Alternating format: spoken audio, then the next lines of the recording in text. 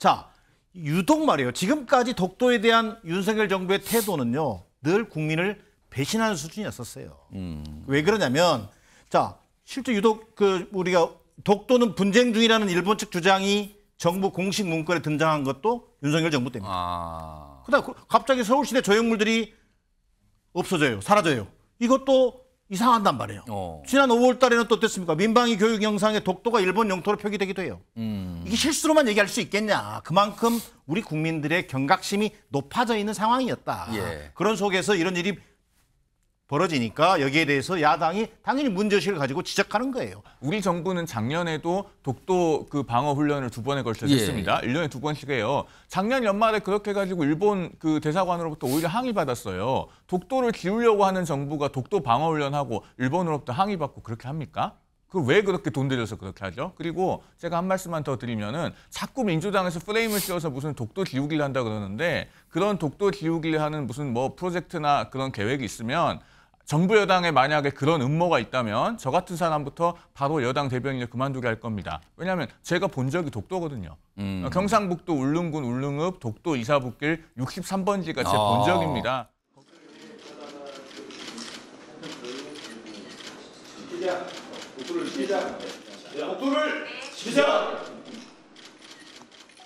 한쪽에서는 친일파들이 득세하고 한쪽에서는 독도가 사라지고 있습니다. 이 상황을 우연이라고 치부하기엔 석연치가 않습니다. 윤석열 정권의 독도 지우기 진상조사단을 즉시 출범시키겠습니다. 주요 공공기관의 독도 조형물이 하나 둘씩 철거되고 있는 명백한 사실을 괴담이라고 퉁치려는 여당 정치인들이야말로 참 괴이합니다. 허수아비 때리기죠.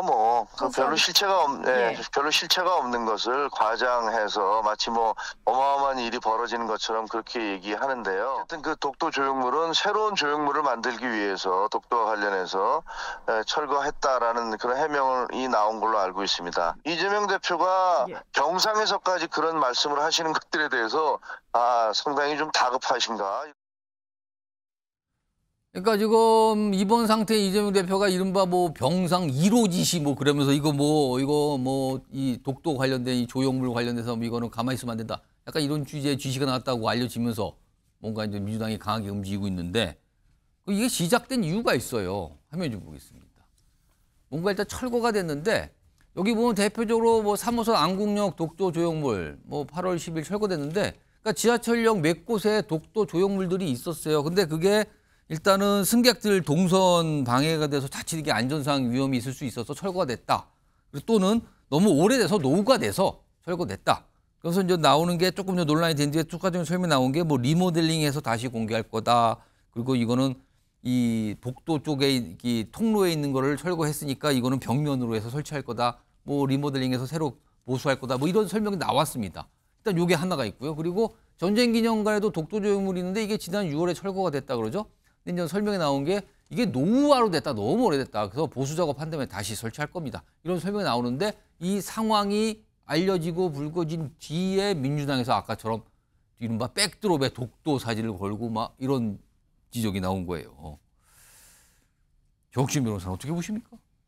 저게 만약에 대통령실에서 저런 교통공사나 전쟁기념관에 공문 보내가지고 독도 관련된 조형물 다 철거해라. 이런 지시가 있었다라고 하면 저는 민주당 말이 맞을 수 있다는 생각이 들어요. 그런데 그런 게 있었겠습니까? 제가 봤을 때 교통공사 사장도 아니고 아마 한 역장이나 누가 했는지 모르겠지만 이거 쭉 봤을 때 이건 조금 약간 치워놓는 게 좋겠다. 그다음에 전쟁기념관 같은 데서는 이건 좀 낡았으니까 보수하든지 새로 만드는 게 낫겠다. 이렇게 해가지고 알아서 하는 거 아니겠습니까? 이런 걸 가지고 대통령실에다가 책임을 묻고 정부가 역사를 갖다가 어떻게 한다니 이렇게 이야기하는 거는 제 생각에 과대망상이 아닌가 그런 생각이 들고요. 언제까지 우리나라가 일본에 대해서 저렇게 컴플렉스 가져야 됩니까? 올해 2024년은요. 어떤 해냐면 1인당 GNP가 우리나라가 일본을 앞선 때예요. GDP겠죠. 그러니까 1인당. 1인당, 한 사람당. 그러니까 우리나라가 일본만큼 잘 사는 나라가 된 거예요. 그다음에 또 하나가 있는데 뭐냐면은 무역수지 흑자가 우리나라가 일본보다 더 많아요, 이제는. 그런 나라가 됐는데 저런 거 가지고 일본이 지금이 2024년입니까? 1924년입니까? 1924년이라면 저런 거 가지고 발끈해가지고 뭐라고 할 수 있겠는데 2024년에도 저런 이야기하는 사람들의 의식구조를 전 이해할 수가 없겠습니다. 지금 상황을 정리 좀 해볼까요? 이제 민주당에서 나오는 얘기, 그다음에 뭐 대통령실도 있고요. 특히 이제 서울시장이 강력히 또 비판하죠. 일단 뒤에 보시면 뒤에 이 민주당 회의실 뒤에 저런 사진을 걸었어요. 독도 사진. 그러면서 뭐 독도 지키겠다. 그러면서 이런 입장들이 올 최고위원회에서 나왔다 그러죠. 일관되게 친일 굴종 외교하고 있다. 역사 지우개에 혈안돼 있다. 그러면서 민주당에서 오늘 엄청 많은 얘기를 했어요. 다음 보겠습니다. 그러다 이제 반박을 하죠. 오세훈 서울시장은요. 아니 독도 모형 리모델링인데 이걸 지우기라고 우기고 있다. 황당합니다 정말. 이렇게 발언이 나오고요. 오늘 대통령실의 반응도 있었어요. 야당은 이지도 않은 독도 지우기로 왜 의심을 하는지 저희를 묻고 싶습니다. 독도는 우리 영토인데 왜 그러는 겁니까? 약간 이런 반응이 나왔거든요. 오늘 대통령실의 반응 목소리를 좀 들어보겠습니다. 있지도 않는 독도 지우기를 왜 야당이 의심하는 것인지 저희를 묻고 싶습니다. 독도 철거물은 노후화됐기 때문에 새로운 독도 조형물을 설치할 계획입니다. 지하철역 조형물들은 2009년에 설치돼 15년이 경과됐고 전쟁 기념관 조형물은 2012년에 설치돼서 12년이 경과돼 탈색되고 노후화된 것입니다. 독도 지우기에 나서는 정부가 연 2차례씩 독도 지키기 훈련을 합니까? 이동학 전 최고위원 어떤 의견이십니까? 기시다가 9월 초에 지금 방한한다고 하잖아요. 예. 저는 저거 리모델링이라고 얘기하는 것도 뒤에서 껴맞춘 거라고 생각하는데 마치 군부대에서 사단장 온다고 하니까 불필요한 걸 다 치우는 그런 모양새입니다. 그러니까 기시다 올 때까지는 저거 치워놓을 거예요. 그리고 기시다 다시 가면 다시 배치해 놓을 겁니다. 저는 그런 느낌이 드는데 이게 저희가 계속해서 뭔가 굴종 외교다라고 하는 그 선상에 있는 겁니다. 후쿠시마 건도 마찬가지고요. 독립기념관장 최근에 논란이 엄청 많이 됐잖아요. 그러니까 일본 당시에 일제시대 때 국적이 어디냐라고 묻는 질문에 일본이었다라고 얘기한 사람이 독립기념관장이 됐잖아요. 그리고 위안부 문제도 그렇게 해결됐고 그다음에 최근에 사도광산 문제도 외교부에서 국민들한테 어떻게 설명했죠?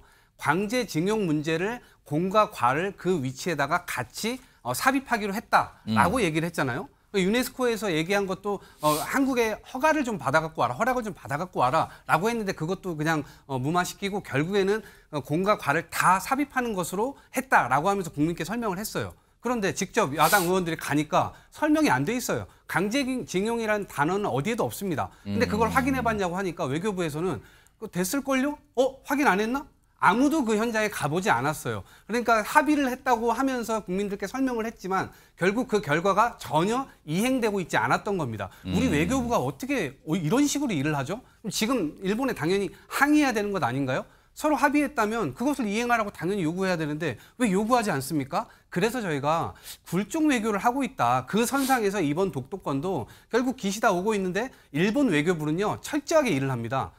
이 고위직부터요 말단까지 천천하게 1대1 마크를 해가지고요 자신들이 원하는 그런 결과를 얻어내기 위해서 최선을 다해요. 아마 저는 일본 대사관이 뭐 우리 철도공사든 아니면 뭐 우리 대사관이든 아니면 대통령실이든 여당이든 야당이든 어디든 다 로비를 해가면서 결국 이 문제를 해결하려고 노력을 했을 거라고 봐요. 그래서 일본 입장에서는 정말 열일을 했던 것이고 우리 입장에서는 굴욕적이다 이렇게 판단할 수밖에 없는 거죠. 제가 한 말씀만 좀 드릴게요. 예. 우리가 논평을 할 때는 팩트에 기반해서 해야지 기시다가 오니까 이럴 것이다. 일본 대사관이 뭐 서울교통공사에까지 요구했을 것이다. 근거가 하나라도 있습니까? 팩트가 하나라도 있습니까? 지금 공당을 대변해서 나오셨으면 그렇게 하시면 안 되는 거예요. 자, 우리 정부는 작년에도 독도 그 방어 훈련을 2번에 걸쳐서 했습니다. 1년에 2번씩 해요. 작년 연말에 그렇게 해가지고 일본 그 대사관으로부터 오히려 항의 받았어요. 독도를 지우려고 하는 정부가 독도 방어 훈련하고 일본으로부터 항의 받고 그렇게 합니까?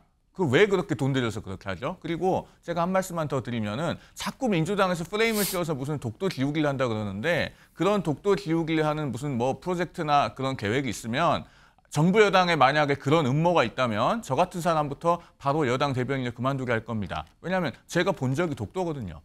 경상북도 울릉군 울릉읍 독도 이사북길 63번지가 제 본 적입니다. 거기에 우리 국토 최동단인 독도 동도의 독도 등대가 있습니다. 우리 시민들께서 독도로 본적을 옮겨서 독도의 실효 지배를 조용히 강화하자는 그런 시민운동이 있어요. 저는 거기에 동참해가지고 본 적이 독도거든요. 제 아들도 출생신고할 때 독도를 본적으로 올려서 거기가 본적입니다. 자, 그런 사람이 지금 여당의 대변인을 하고 있어요. 독도 지우기가 도대체 어디에 있습니까? 심플하게 말씀드립니다. 알겠습니다. 이거 치열합니다. 지금 여기 여야가 지금 아주 강하게, 근데 오늘도 두 분께서 아주 강하게 좀 의견을 나눠주셨는데